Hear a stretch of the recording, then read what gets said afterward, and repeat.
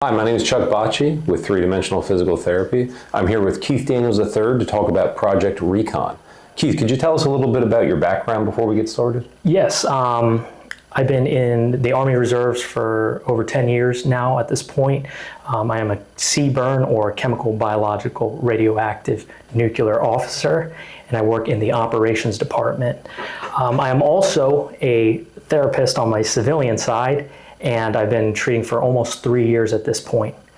Now, getting back to your question about Project Recon, we're looking more like at a hybrid program, taking both the concepts of strength and conditioning and rehabilitation and mashing that up into one type of program, especially for our tactical athletes. And what is a tactical athlete? Those are individuals that are in high-risk environments. That could be your law enforcement, your firefighters, your military, first responders, basically. And you say high risk, is that high risk for injury or?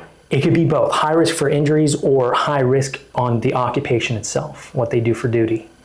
And Project Recon, how is that different from working with the general population? So when we think about these tactical athletes, we got to think about what they are doing day to day, right? These individuals are putting themselves on the front line, and again, they are at risk for severe injuries, and it's not something that we're just rehabbing them for like a simple ankle sprain and then they go back to doing whatever they do. No, they got to be rehabbed back to a part or a point where they can get back and continue to defend us the way that they do. And how do you do that? How can somebody how do you know that they're ready? How do you go past the rehab phase? So it really comes down to a needs analysis when we're thinking about each individual tactical athlete. So military is going to have a different need than, let's say, our law enforcement and our firefighters, right? So having a good understanding of what those day-to-day activities are gives us a better indication of what those duties that they need to be able to perform at a top level is. Now, you just completed some course training, right? Yes. What's the course that you took, and how did it prepare you for Project Recon? Sure. It was with the NSCA, the Tactical Strength and Conditioning Facilitator course. This has helped me immensely by trying to understand and giving me a good understanding of how those tactical athletes differ from each other, but giving me that overarching picture of what that tactical athlete really needs to get back to doing what they do. Well, could you just take us through, let's say, since you have the background in the military, let's say you have somebody that's in the military and they're injured and unable to perform their normal duties, kind of what would an assessment look like, and then a treatment plan? First and foremost, I want to take a gross look at their movement screening from the basic standpoint of, are they moving correctly? Are all the joints moving in their proper way? Is there any restrictions, any strength deficits? I want to be able to tease those out so then I can make that plan of care for them that's specific for their needs.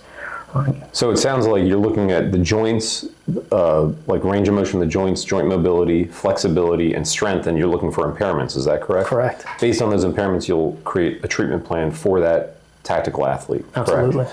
And then, so once you do the treatment plan and you're going through the process, where somebody would maybe normally be finished with physical therapy, these people might have a higher they might need a more functional capacity for their work duty than the average Joe, so to say. So can you take me through that? When the rehab's kind of done, what happens after that? Yeah. Or how do you get them ready? How do you get them to be at that peak performance? Sure. So I'll take it from the military standpoint with that example. Load carriage. These military personnel are going to have to be able to move under load, right? So once I get them out of that injured phase, now it's, can you function under 50 pounds, a weighted vest? Can you function with a backpack that's 45 pounds and moving for miles and miles, on that endurance kind of spectrum? Or it could be as simple as working on that power output, that speed, that agility that they'll need for bounding in certain situations where they may be under fire and they need to get to cover, right? So my job there from rehabilitation to that strength and conditioning is optimizing those types of movement. So by the time they get back out on the field, they're either at that level or even better than when they started. I guess my next question is like, okay, this sounds great, but like, why is there a need for this? Like, are people not doing this? Is this like a unique program? What's different about this than like other places, you know? Sure. To me, my opinion on this is I see that a lot of the rehabilitation facilities, they do focus on the rehab. And mind you, they do a great job at the rehab, but do they understand what that tactical athlete actually is? It's not a D1 athlete that has their sports team right next to them and their physicians and things like that. No, these are individuals that are a warrior. They're the protector that doesn't necessarily have that team, and they really need somebody to understand them. So coming from that military background and also utilizing the course that I just took, it gives me another edge, another viewpoint of how to work with these individuals that your traditional rehab, again, just focusing on that rehab, but not looking further into the future of what they actually need to get back to doing. And are you able to like I know a big thing is like time lost like off the job. So when you're injured and you can't, it's not like they're at a desk where, hey, they got an ACL tear and they can still do all their day-to-day stuff. They might be missing like 6 months of work. So are you able to like reduce the time lost? Like, would this program help reduce the time lost at work? Like, can you get them back quicker? Absolutely. I mean, that would be the whole point, right? Okay. From that individual standpoint, getting them back to the job as quick as possible, but also from the management standpoint, where they're not worrying about, overtime for individuals that have to take up the slack of that individual that's out, right? Okay. And kind of making sure that their force is ready to go, right? That they're mission capable and don't have as many injuries on their books that they have to consider when planning. So if somebody's injured, like, it's not like they're going to just hire somebody temporarily to like fill in their time. But basically what they're typically going to do is have other people working overtime. So they're probably at more risk for like overuse injuries because they're working more than normal. Is that accurate? Sure. So how do you is there stuff you can do to like prior to injury? Like how do you, like I know for the athlete side, we have like functional movement screen, and you have like, different like preseason screening you can do to like make sure people aren't going to, or identify impairments so you can address them before somebody's injured. Can you still do that on the tactical athlete side? Absolutely, 100%. Could you like walk me through a couple, like one or two examples of that? Sure. One good screen for injury prevention, right, would be your functional movement screen, functional movement assessment.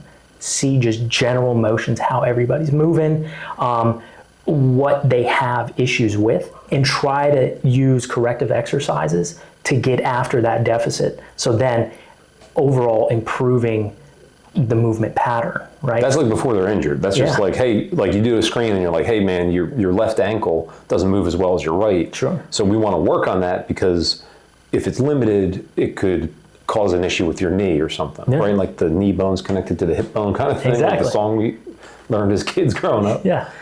So, I mean, taking it from there, absolutely. And it's as simple as, is something tight, we need to stretch it. Is something, we need to strengthen it. And pinpointing those small items before they become a big issue later on in their career. So you pinpoint the small stuff early on, impairment-based, like you said, limited range of motion, joint stiffness, flexibility deficits, or strength weak. Like if one arm is stronger than the other or one leg is stronger, you'd say, hey, we got to normalize that because there's an asymmetry. Sure. So you're looking for just like asymmetries. And what about like if both ankles are limited? Like is there norms for that?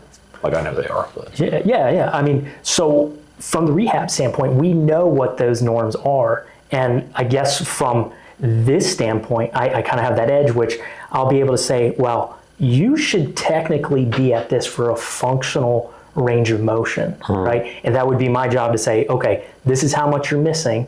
This is what you should do to get back to that range, right?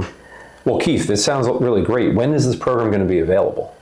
So we're thinking the major launch, January 2027. All right, awesome. Right? Yeah.